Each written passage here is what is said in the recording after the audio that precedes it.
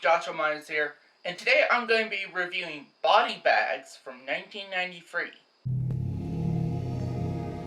From John Carpenter.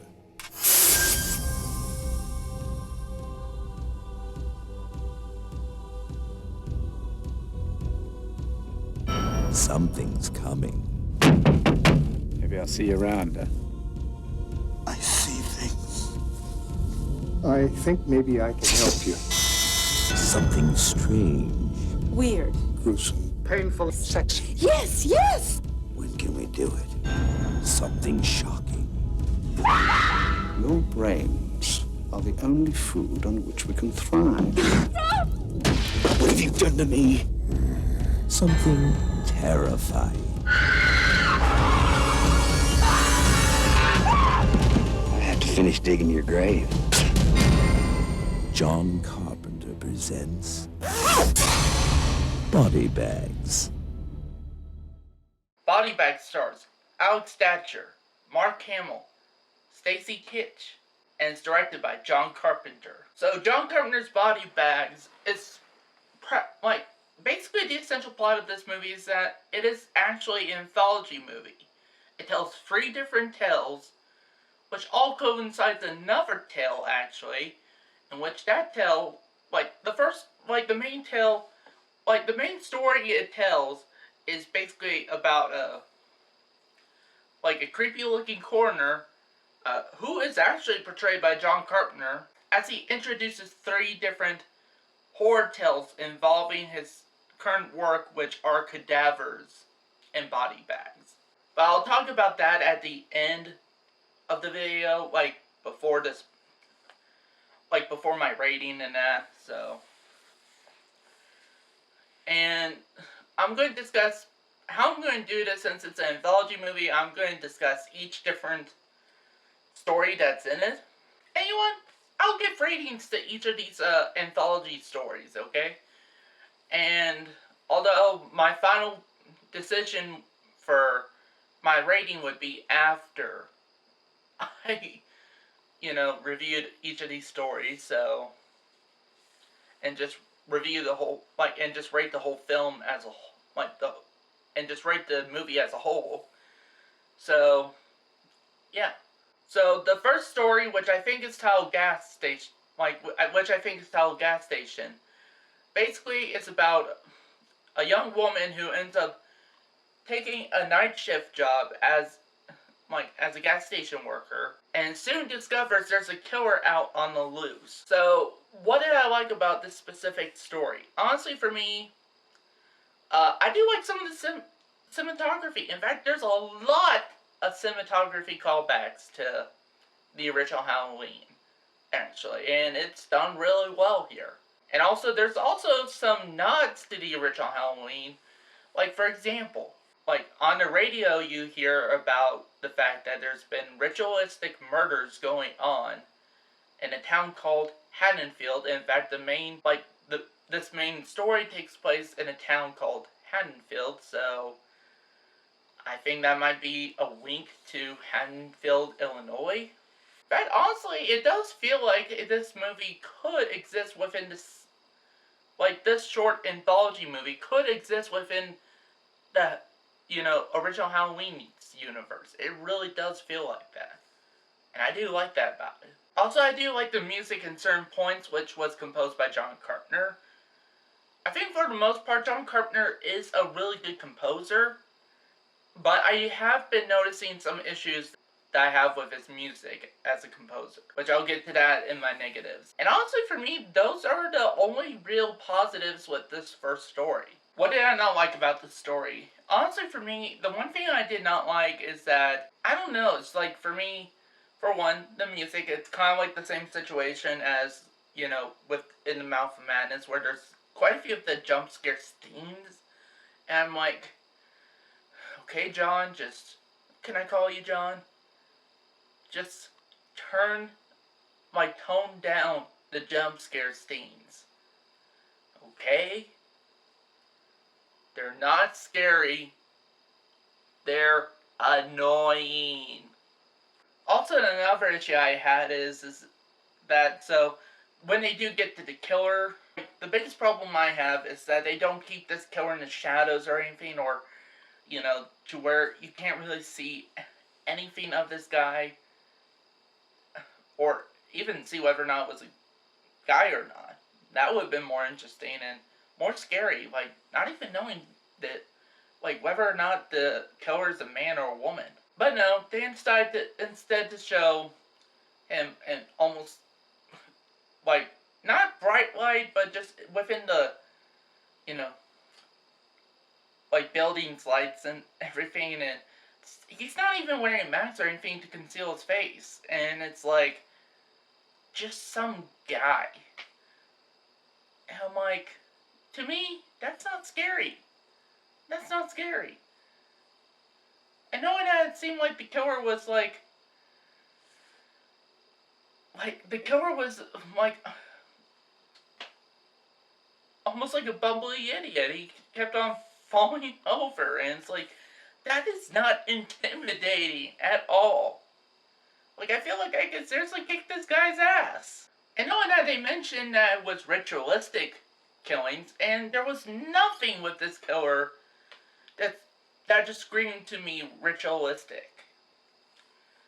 So, that went completely nowhere. And knowing that most of the characters in this story were just bland. Honestly, I didn't care about any of these characters that popped up in this short story. None at all. Not because I thought they were horrible people or anything, it's just they were not interesting. But again, for a short story, I think John Carpenter tried to do the best he could with it. Which, yeah, this specific short story was directed by John Carpenter, and he directed the other,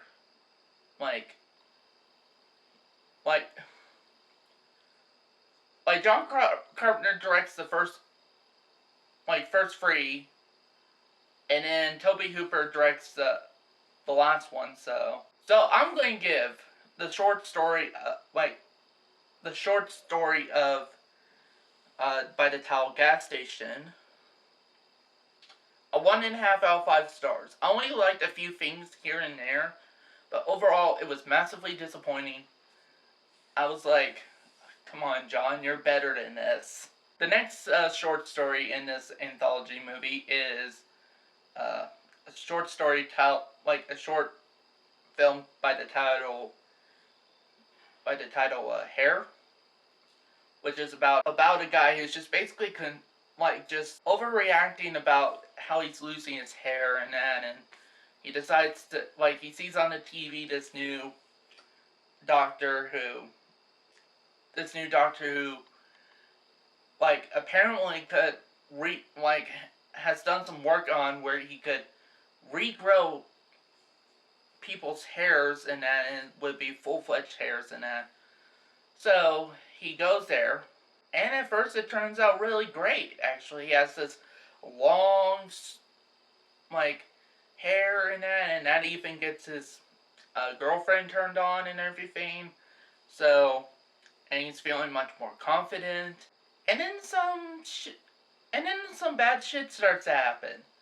Not going to mention what, because, if you haven't seen it, go watch it. If you have seen it, you know what I'm talking about. And honestly, for me, this short story was also not scary. I did not have any... so far, both stories were not scary. And so what did I like about the short story Hair? Honestly, for me, nothing. There was nothing I really particularly like about it. Not even interesting camera work or anything like that. So, let's get on with my negatives. Honestly, for me, the biggest problems I have with this short story is, one, it's not scary at all. There's no sense of dread or atmosphere or anything like that. Not only that, I don't give a shit about the characters or the situation. Not that the situation I don't find scary at all. Also, I'm not sure, unlike the first, short story, I can't even remember any bit of music from this at all. In fact, was there even music in this short story? And knowing that the twist in the short story, which, yes, there's a twist,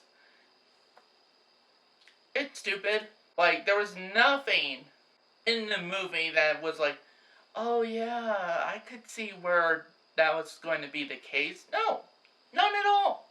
There was no subtle hints or anything like that. It just happened out of nowhere. It's almost like John Carpenter basically pulled this twist out of his ass. Like, almost at the last minute. Oh, I forgot to make this short story scary, so we're going to need to do something to shock people at the end. Because, again, I forgot to make this short story scary. So, why not just throw this in, and even at the end do nothing about it? Ooh. And yeah, that was my John Carpenter voice impression. I think it wasn't that bad. First time doing that? Doing a voice impression of John Carpenter? I guess let me know in my video. Let me know in the comment section if you liked it or not. But yeah, honestly, this one so far has to be the worst one in this, like, the worst story in this film so far. And for that, I'm going to give the short story Hair a 1 out of 5 stars. And now we're getting to the last short story, which is titled I, which is the short story that stars Mark Hamill, in which basically his character ends up becoming involved in, like, ends up being a horrible car wreck. He not only just got a concussion, but lost his eye, too. And he ends up getting an eye transplant. And at first it goes well, actually. And again, shit gets real, so. What did I like about this one? Honestly, for me, the one thing I liked about this short story is that I think the story was much better. I cared more about the characters in this. I cared more about the situation. And it was more shocking. Now, it didn't have the interesting camera work as in the first short story, Gas Station. But it also, thank goodness, had a better story and better characters than the previous one, which was Hair. And I wanted to know where this one was going. And it did surprise me. It generally did. It was honestly creepy at times. And the music was pretty good, too.